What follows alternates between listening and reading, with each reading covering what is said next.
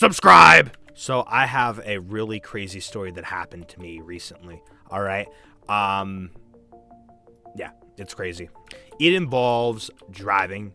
It involves just like a little crisis, not a large crisis, but I thought I might as well tell it. Okay. So basically, here's how the story starts off. So, I end up driving back from a place that me and my father took separate vehicles to get to. And basically, it's a place that I'm not 100% sure that I can get back alone, but I was 99% sure.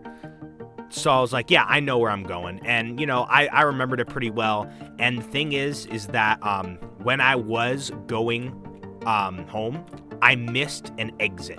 Like, I literally was like, wait, no, I was supposed to go down this way. Like, it's like I knew it, but, like, I didn't know it enough to react quick enough. I wasn't entirely sure about it. So then, basically, that had caused me to detour for a little while. And when I was going down that road, there was, like, nowhere to pull over.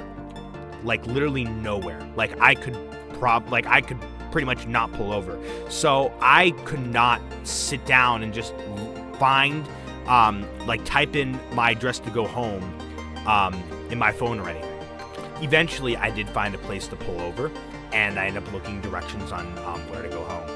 And so then I did run into a little bit of a crisis, okay? So I realized that I only had a little bit of gas left in my vehicle. And I thought, can I make it home with this? Probably. Then I noticed it get to the thing where it says there's only one more notch of gas left, which basically started to have me freak out because I'm like, wait, the second notch of gas went by so quickly. So how fast is the last notch of gas going to disappear? So then basically I end up getting really scared, so I'm driving, and then I end up finding a place to pull over. I pull over, and then I look up the nearest direction to get to a gas station, and then I end up going the wrong way, so then the phone reroutes, and instead of taking me only 5 minutes to get to the nearest gas station, it takes me 10 minutes. And the entire drive, my heart is pounding really fast because I literally could run out of gas at any moment and just be stuck in the middle of the road and then have to have someone tow me or have to have someone bring me a fuel canister of gas to quickly put into my vehicle or something. So, yeah. My heart was pounding literally for a straight 10 minutes or whatever, literally being scared for my life. Not for my life, but for just, I guess, complications that I did not really want to get into. Long story short, I ended up reaching a gas station. I got gas, and now I'm fine. So, yeah, that was a really crazy story there. The best advice I can give you is if you're not entirely sure that you know how to, if you're not entirely sure you know the way to get home, then you should probably get like a GPS or somebody to help you. That's the lesson. That's the lesson that I want to teach you guys right there from that story, all right? Now, the funny thing is that I literally will scream at inanimate objects, like literally like non-humans. Like, I literally will scream the worst things. Like, I'll probably, like, you know, sometimes even curse things out. I probably shouldn't even be saying this on this channel. And, but like when it comes to people, I'm like much calmer. Like much calmer. It's kind of interesting. So I'm just like literally like roasting the crap out of the road for not allowing me to turn on to the right. Actually, technically I didn't roast it when I was getting mad at it, but I definitely like screamed.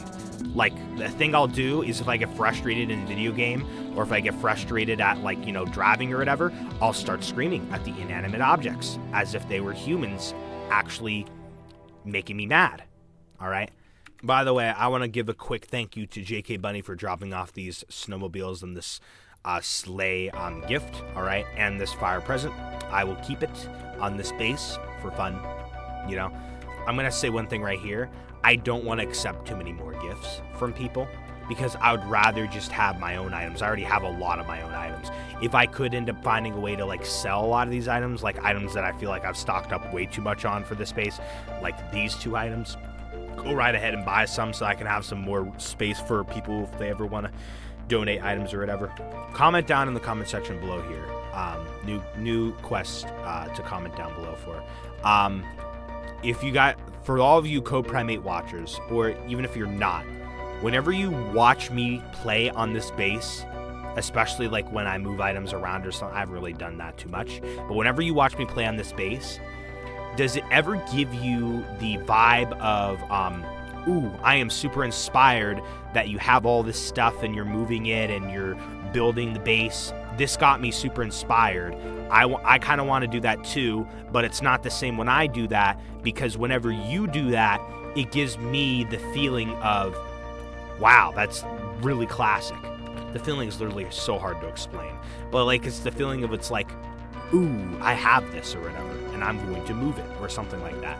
I can't fully explain it. Like, it gives you the vibe of just like a cozy feeling.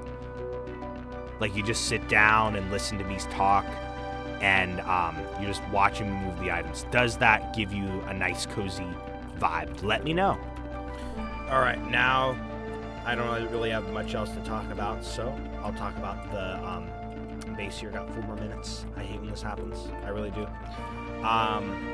So basically what's going to happen with this base is it's starting to turn into a Jibby Drag Mega Tower, if you know what that is.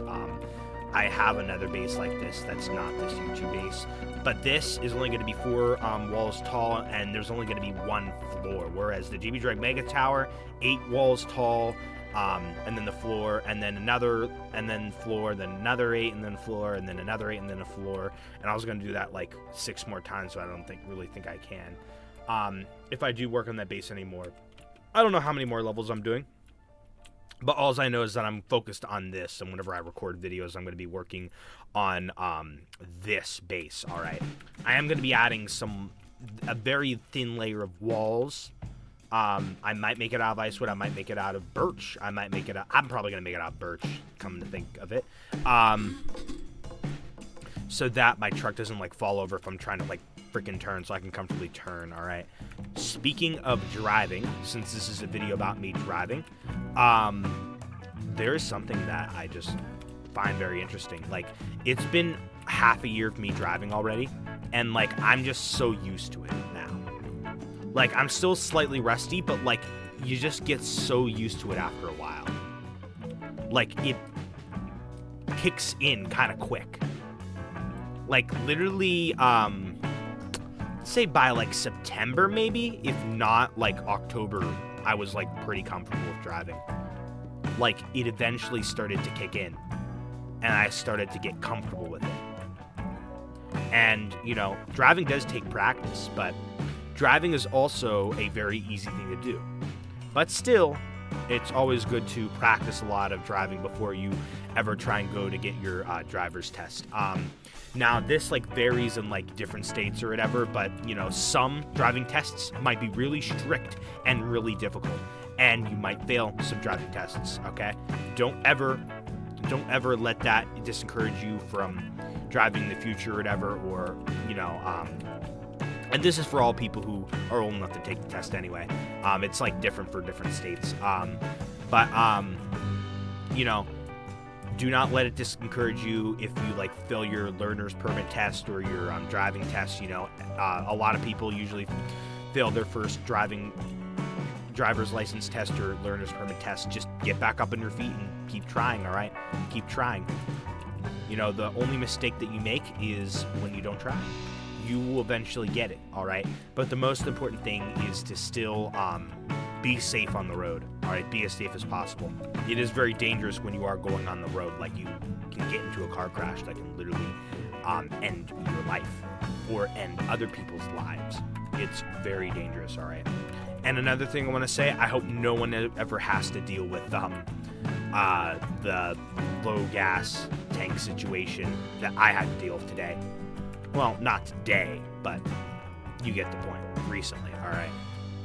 A famous thing that a lot of people will like to say: driving in real life is not like driving in video games.